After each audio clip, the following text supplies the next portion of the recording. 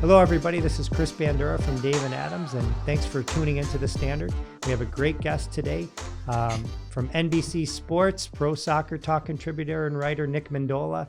He's going to talk a little soccer with us. Nick, thanks for joining us today. Yeah, thanks for having me. So I got to ask, in your time covering the game, you've done a lot of different things. Have you had a busy stretch like you are now with Copa America, Euros, the Olympics, Champions League? Has it been this crazy for you before?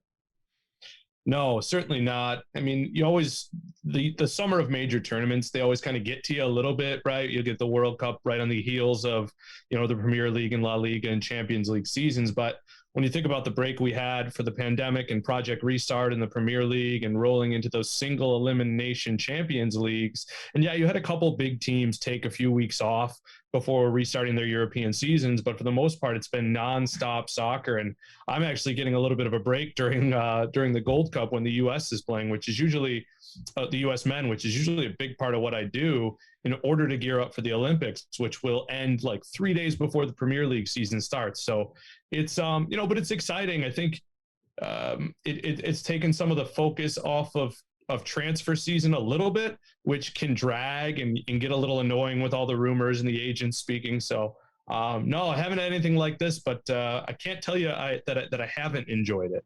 So I bet, especially being a soccer fan and enthusiast as you are, So obviously everyone's still kind of talking about Euro 2020, Were there any surprises in their teams, anything like that really kind of surprised you and even the soccer world? Yeah, so I mean, obviously, everyone will point to Denmark mostly because of the horrible thing that happened to Christian Eriksen and them continuing to succeed without their best player and captain, especially not knowing what was happening with him. But the funny thing is that I think the surprises were mostly big teams, right? So Italy and England going to the final. England had never won Euro. Italy hadn't won it in a long time, and their last World Cup win was 2002. Italy, famously, like the United States, missed the last World Cup. So to put it all together and deliver a performance, whether or not you disagree with calls in the final, I think Italy does qualify as one of the surprises. But most of the other surprises are maybe who didn't get there, right? France bowing out to Switzerland in penalty kicks, and Germany not getting past England, and even Spain falling to Italy. It's a little bit of two surprises, right? The fact that they got as far as they did, and then the fact that they had something like 60% possession and couldn't get past the Italians. So I think the surprises weren't as surface level, right? Teams got to stages that maybe you expected them to, Chris, but they didn't quite do it in a manner maybe that you'd expected, or vice versa. Now, some of those teams you mentioned obviously have some major players and major stars on their rosters. Look at players like Mbappe, Rashford, De Bruyne, even Cristiano Ronaldo. From a collector's standpoint, we haven't seen much of a drop on some of those names, but from a perception standpoint, for some of those players that maybe didn't have a great tournament or missed a kick or something like that, is the perception around the soccer world change for players like that based off of one tournament or a group of performances like that? So I don't think so. In major ways, like when you look at Ronaldo, here's a guy who had 1 Euro, who's widely regarded as one of the best scorers of all time. So I think I don't want to say he's bulletproof, but he's in that situation where his perception is where it's going to be. And a lot of these stars, De Bruyne, you mentioned, Rashford's an interesting one because he hurt his shoulder, but even in their cases, I think they have gotten themselves to a point where, Rashford hasn't found that level of ultra stardom yet, where aside from being on Manchester United, he's an unassailable talent. Mbappe is a different one. I thought the grief that he got, I thought did not measure up to the quote unquote mistake he made in having a penalty save. I thought he was also very good in the tournament. He has carried PSG at times when Neymar was hurt. So there may be a sort of a buy low situation with him. And even when I say buy low, it's low compared to his very lofty standards. Absolutely. In terms of wild cards, right? I would look into Federico Chiesa from Italy, who is on Juventus and probably going to get quite a bit of focus moving forward. And maybe Romelu Lukaku. That's a possibility. He just keeps scoring. probably unfairly criticized at Man United, goes over to Inter Milan, wins a championship, a Scudetto with them, and then goes and drives Belgium again. So I think him and De Bruyne remain on the way up. The one name that I would watch very closely is Pedri from Barcelona and Spain. Talked about at times, and even in that Italy game, as at an Andres Iniesta level. And remember, he's just 18, and with Messi staying at Barcelona, it's going to be a chance for him to really shine and pick up a lot of assists. So would you think, besides a player like Pedri, are there any other breakout stars you think that maybe kind of made their mark, I guess, in Euros maybe a little bit, or maybe cemented themselves a little bit more? Sure. So I think Kasper Dolberg from Denmark is one that people will be watching closer moving forward. Dani Olmo from Spain. I'm not sure that we'll see them become that next level of star, but everybody's going to be kind of paying attention to see what they do moving forward. There were some strong performances in the group stage, but nothing that I think will really move the meter until we see what they do in club ball. So Ferran Torres, right? Manchester City player with Spain. Is he going to now kick on with some of what Pep Guardiola's plans are for him the next year? Phil Foden is well with Man City. And will Man City, given the success that their players have had and going to the Champions League final, will they jump on? Will their players in general be able to ride the Euro into that next level? And then one other guy that I'm interested in, and is an England player, and it's tricky to register because they get so much hype inside of England. Like if you're a collector in England, I imagine that it's a little bit different than, for example, a Declan Rice or a Calvin Phillips, who are very, very good for them.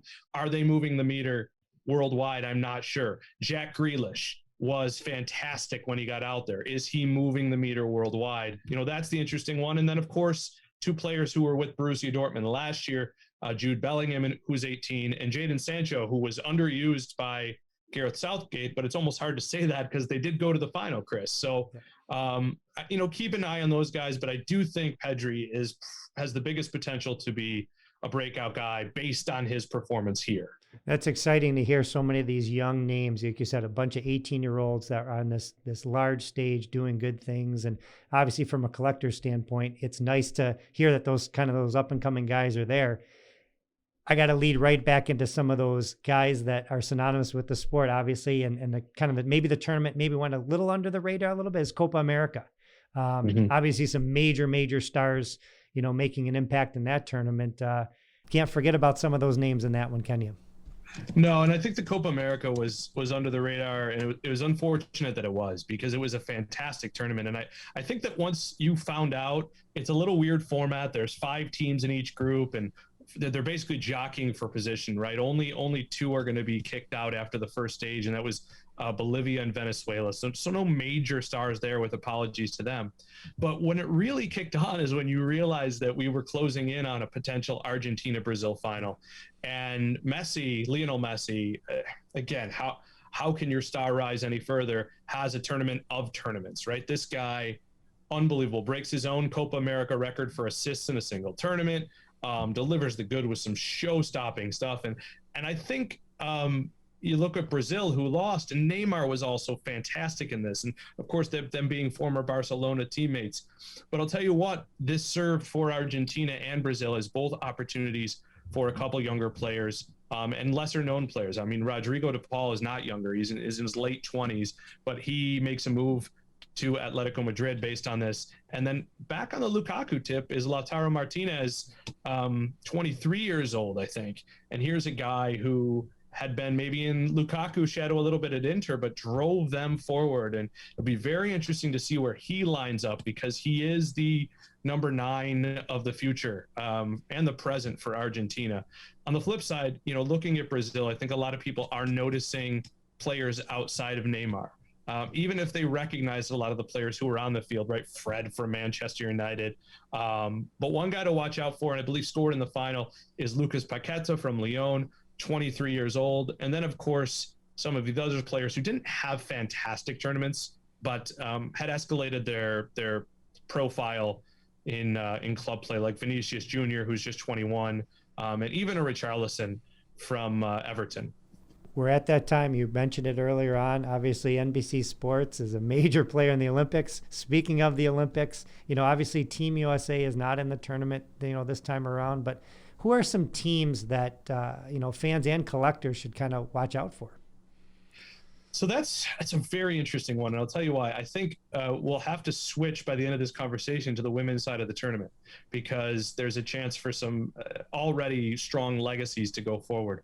But when you look at the men's rosters, there's something that carries some real weight, and that is the fact that some of these overage players are going to go, and not that they will rise their star or anything like that, but what you're going to see is them elevating the play of the players around them, right? So you look at a team like France. This is an absolutely loaded team with 3 above age players. Will that mean that some of these younger guys who are off the radar, Isaac Lahaye from Lille is one to watch. Lucas Toussard is 24 years old, but a fantastic player from Hertha Berlin. Will playing with the players that they have on their roster keep an eye, make something happen? Interesting guy in Japan. I'm going to murder the pronunciation of his name. So, Chris, bear with me there. But Takefusa Kubo is a Real Madrid guy. He was famously bought when he was 18. He's been loaned out quite a bit. Hasn't quite hit that stage for Japan or for Real Madrid, but at the age of 20 is going to have an opportunity to really show his stuff. Mexico is an interesting one because these players are so beloved down south of the border. Diego Lainez from Real Betis is a fantastic one to watch. And if I had to say one more, and it's a little tricky again, I think the United States would have been in a really good position to steal the focus, to steal the spotlight with a strong run. A couple players in Argentina, Ezequiel Barco, who's with Atlanta United. People probably invested in him when he came to Atlanta United because they spent so much money on him. But this could be a chance for him to break out. And Alexis McAllister, who's with Brighton and has really, really played well at those levels. And of course, one other team that is just loaded up is Spain. They have some players who were actually at Euro who have just dipped right down to will dip right down to the Olympics. But whether it's Pau Torres, who's 24, has been linked with Man City, Danny Ceballos, saw play with Arsenal, and Pedri's going to be there. So a second chance for him to launch his name higher up into the atmosphere. So do you think, obviously, Pedri having that next opportunity, you think he may be the breakout star when it's all said and done of this Olympics? I do think so, and that is, of course, if you're watching in that vacuum that didn't catch the Copa America. However, it always seems like somebody busts out of the radar from Brazil. They're always so loaded. They don't have to bring too many overage guys, although Dani Alves will be there. But a player like Rainier, who was with Borussia Dortmund, I believe on loan from Real Madrid still, at 19 years old, is in a really good position. And then Mateus Cunha, who's been under the radar at Hertha Berlin, but is just a really, really fantastic talent and may catch the eye of other European teams. And maybe that's something to monitor more for the Olympics. Will any of these guys raise their star enough to go to a bigger club and maybe really jump into the mainstream? If you had to, I know you're a little bit of a collector. If you had to bet your whole collection on one team to win, who do you think it's going to be? Oh boy. I mean, so in Tokyo, it's a little tricky, right? So usually, if it was in Europe or South America, you'd go to one of those powers, but I think it's one of those great levelers.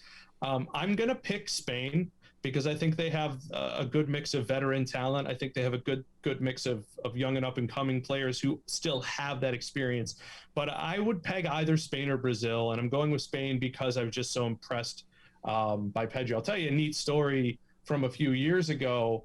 I was at a rifling through singles at like a flea market or something, and I pulled 3 Christian Pulisic Donruss rated rookies, and two were the gold plated and one was the silver, and I was like, oh, you know what, I just want one of these for me and one for my son because he was younger at the time. And within like a couple of months, he had his real breakout, right? And we only knew of him because he was an American player. And the gold one had jumped up something like $60 for something I spent $1 on. And I know that that's not big money for a lot of your viewers, but it was such a cool vibe for me to be like, all right, look, I made a smart investment in an American soccer player. But that's why we have somebody like you on here. You know, there's going to be someone who's watching that is going to buy one of those guys low, and down the road, it's going to be a nice high return on their investment. So yeah, I'll be going on eBay to pick up a Pedri card. I will probably after this. You're driving the market now, so you better take care of it before we put it up there, I guess, right? That's awesome. Absolutely. That's awesome. So, well, listen, I do have to ask though. You brought it up, and it's important. I think obviously for all soccer fans, obviously I think a ton of attention, as it always should be, and rightfully so, will be on the women's team. The U.S. women's team. Can you speak a little bit about, I guess, the women's tournament a little bit? Obviously, we know what the USC team has, the stars, of that group. Talk a little bit, I guess, about that part of the tournament as well, and who do you think may be going for the gold, or pushing the U.S. for gold? Yeah, so I'm super excited because the last Olympics that I worked from Connecticut at NBC headquarters, but the U.S. failed to medal for the first time ever. And so there's a little bit of a chip on their shoulders. A lot of players on this team, despite the fact that they're two-time World Cup champions back-to-back, a lot of players who don't have that gold medal in their locker. So it'll be interesting to watch. Canada is the Canadian-U.S. rivalry at the Olympics has brought us some fantastic games, including one of the best maybe ever. And they have Christine Sinclair, one of the only strikers out there who you could put out there with and say better than Abby Wambach, right? And a number of older players who are still in their setup and worth watching. But when we look at this United States team, it's very difficult to imagine them failing to make a deep run. I mean, obviously that the way that things can shake out, we know Sweden is very good and has players with some of the best clubs in the world. They have players with Chelsea, they have players with Real Madrid. But when you look at this U.S. roster, right, it's so many familiar names, and these teams have all played together. And even with England on the rise, right, it's going to be Team Great Britain at the Olympics, so there won't be the same amount of chemistry. But I'm just looking at this U.S. roster, and the last go round for Carly Lloyd, probably Kristen Press, Alex Morgan, Sam Mewis, these players who went over to the Women's Super League in England and played for some of the bigger clubs over there. Becky Sauerbrunn still the captain. Megan Rapinoe, who really made her name, I would want to say, take the next jump probably at the 2012 Olympics, and then the last World Cup, obviously stratospheric. Yeah. So that's what I'd watch, including two young-ish players. Rose Lavelle, very, very, very good, and 26 years old, but maybe hasn't gotten the pub she deserves. And Katerina Macario, very interesting, 21 years old, went from Stanford right to Olympique Lyon, only has 7 caps, but on this team, she's one to watch. Awesome. Well, listen, Nick, thanks so much for your time. I know we're going to probably love to have you back once Prem season starts and things kind of go from there. But, check out Nick's work, NBC Sports, the Olympics. Obviously, NBC is the home of the Tokyo Olympics, right? So local NBC stations, Peacock, NBCSports.com, NBCOlympics.com. Check this guy out. He knows everything he's talking about. And you collectors, take his word for some of these up-and-coming players. Nick, thanks so much for joining us, and look forward to talking to you again. Anytime, Chris. Thank you. Make sure to follow and subscribe on all our channels to stay up to date on all the latest episodes of The Standard. Thanks so much for tuning in. Once again, this is Chris Bandura. You're watching The Standard.